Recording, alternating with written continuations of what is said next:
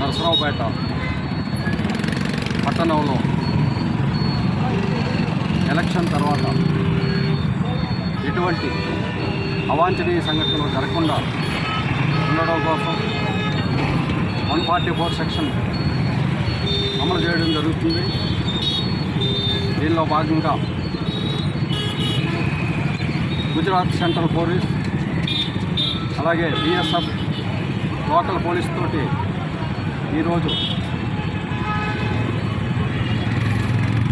Flag March నిర్వహించడం జరిగింది. పార్టీలకి, ప్రజలకి, పట్టణవాసులకి అందరికీ కూడా పోలీసు వారి తరఫున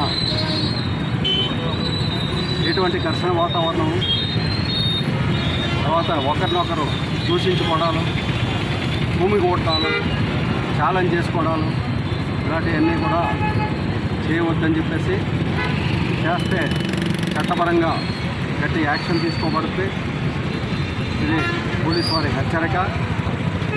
చేత పార్టీ ఆఫీసుల దగ్గర కానీ మిగతా పార్టీ ప్రదేశాల్లో కానీ 144 సెక్షన్ ఉంది కాబట్టి ఇక ఏ విధమైన గ్యాదరింగ్స్ చేయదని చెప్పేసి ఈ సందర్భంగా చెప్పడం జరుగుతుంది.